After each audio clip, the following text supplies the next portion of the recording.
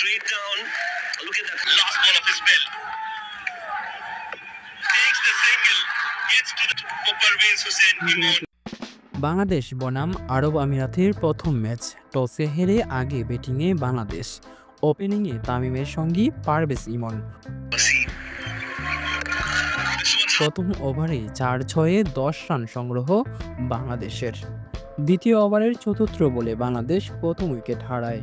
9 বলে 10 রান করে সাজ গড়ে ফেরেন তামিম। মাঠে নতুন ব্যাটসম্যান লিটন দাস। দুর্দান্ত খেলতে থাকে দুজন।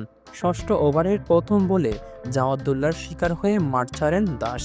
বাংলাদেশ হারায় দ্বিতীয় উইকেট। পাওয়ার প্লে শেষে বাংলাদেশের সংগ্রহ 2 উইকেট হারিয়ে 55 রান।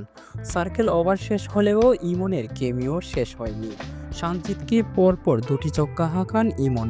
ওই ওভারে 3 ছক্কায় 18 রান আনেন ইমন। বাংলাদেশ 8 ওভার শেষে 82 রানে পৌঁছায়। ব্যক্তিগত 87 বলে 47 রানে থাকা ইমন পরের বলে 4 মেরে নিজের প্রথম অর্ধশতকে পৌঁছান। ইমন হৃদয়ের ঝড়ে 9 ওভারে 4 বলেই 100 রানে পৌঁছায় বাংলাদেশ। 11 ওভারের মাথায় হৃদয়কে হারায় বাংলাদেশ। 15 বলে 20 রান করে সাজ গড়ে ফেরেন হৃদয়। ওদিকে ইমন জড়ান ছক্কার বৃষ্টি। সেঞ্চুরির দিকে এগোচ্ছে তার রান। বাংলাদেশ 15 ওভার শেষে 4 উইকেট হারিয়ে 134 রানে পৌঁছায়। এদিকে ইমনের ব্যাটে ছক্কার ছড়াছড়ি।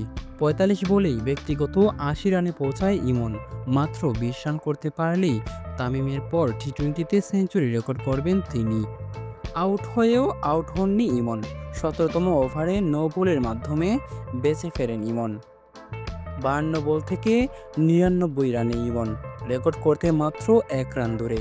অবশেষে তামিমের রেকর্ড ভেঙে মাত্র 53 বলে সেঞ্চুরি করেন পারভেজ হোসেন ইমন।